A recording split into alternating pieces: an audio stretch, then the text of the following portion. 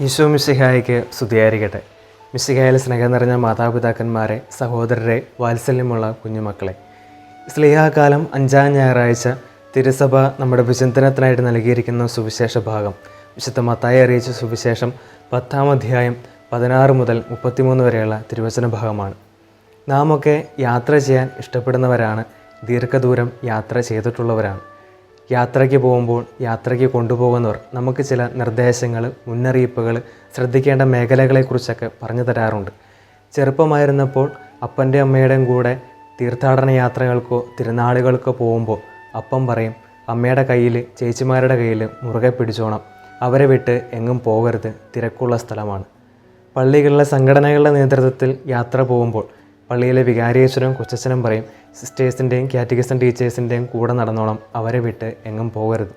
സ്കൂളുകളിൽ നിന്ന് ടീച്ചേഴ്സ് നമ്മളെ യാത്രയ്ക്ക് കൊണ്ടുപോകുമ്പോൾ ടീച്ചർമാരും പറയും, നിങ്ങൾ ഒറ്റയ്ക്ക് നടക്കരുത്, കൂട്ടം കൂടി നിങ്ങൾ ഒരുമിച്ചേ നടക്കാവുള്ളൂ. ഇപ്രകാരം തൻ്റെ ശിഷ്യന്മാരെ പ്രത്യേക ദൗത്യവുമായിട്ട് യാത്രയാക്കുമ്പോൾ ഈശോ തൻ്റെ പ്രിയപ്പെട്ട ശിഷ്യർക്ക് നൽകുന്ന ചില നിർദ്ദേശങ്ങളാണ്, ശ്രദ്ധിക്കേണ്ട ചില മേഖലകളെക്കുറിച്ചാണ് ഇന്നത്തെ സുവിശേഷത്തിൽ നാം കാണുന്നത്. 16-ാം വാക്യത്തിൽ നാം ഇപ്രകാരം വായിക്കുന്നു: ചെന്നായ്ക്കളുടെ ഇടയിലേക്ക് ചെമ്മരിയാടുകൾ എന്ന പോലെ ഞാൻ നിങ്ങളെ അയക്കുന്നു.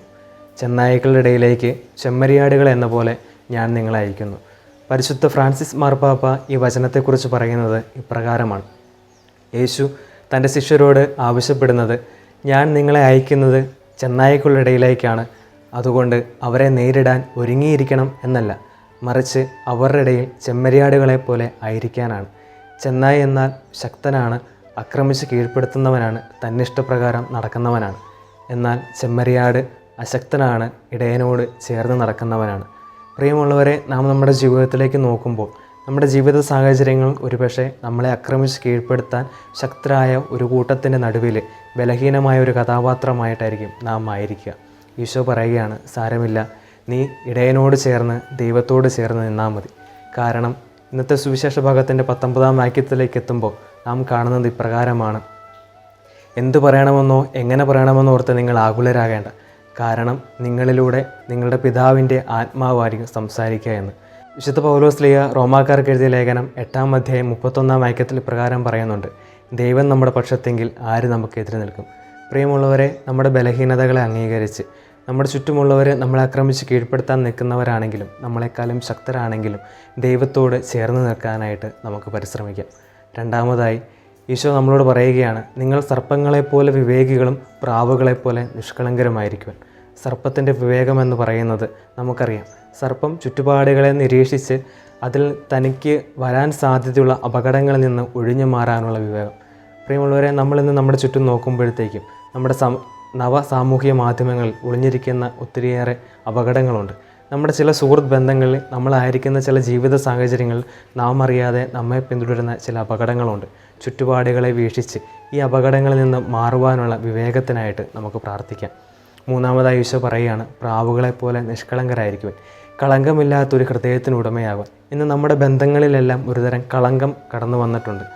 ഒരുവനെ ഞാൻ കൂട്ടുകാരിയോ കൂട്ടുകാരനോ ആക്കുന്നത് അവനിൽ നിന്ന് എനിക്ക് എന്ത് കിട്ടും എന്നൊരു മനോവിചാരത്തോടു കൂടിയാണ്.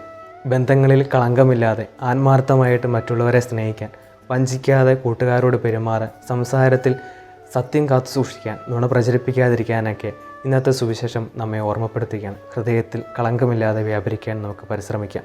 അവസാനമായി ഈശോ നമ്മെ ഓർമ്മപ്പെടുത്തുകയാണ്, ഭയം കൂടാതെ ഈശോയ്ക്ക് സാക്ഷി നൽകുക. ഈശോയെക്കുറിച്ച് പറയുവാനും ഈശോ നമ്മോട് പറഞ്ഞിട്ടുള്ള കാര്യങ്ങൾ ജീവിതത്തിൽ ജീവിക്കാനും നമുക്ക് പരിശ്രമിക്കാം.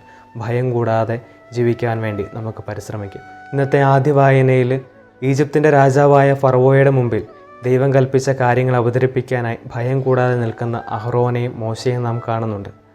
പ്രിയമുള്ളവരെ, ഇവരെപ്പോലെ ജീവിതത്തിൻ്റെ എല്ലാ മേഖലകളിലും ദൈവം നമ്മളോട് കൽപ്പിച്ചിട്ടുള്ള കാര്യങ്ങൾ നിറവേറ്റുവാൻ ഭയം കൂടാതെ ജീവിക്കുവാൻ നമുക്ക് പരിശ്രമിക്കാം. ചെന്നായ്ക്കളുടെയിൽ ചെമ്മരിയാടുകളെപ്പോലെ ബലഹീനതകളെക്കുറിച്ച് നിരാശരാകാതെ, അശക്തമായതിനെക്കുറിച്ച് ആകുലപ്പെടാതെ ഇടയനോട് ചേർന്ന് നമുക്ക് ജീവിക്കാൻ പരിശ്രമിക്കാം.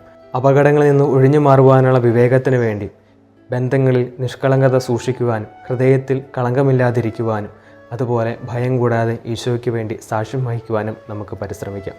നല്ലവനായ ദൈവം നമ്മെ അനുഗ്രഹിക്കട്ടെ.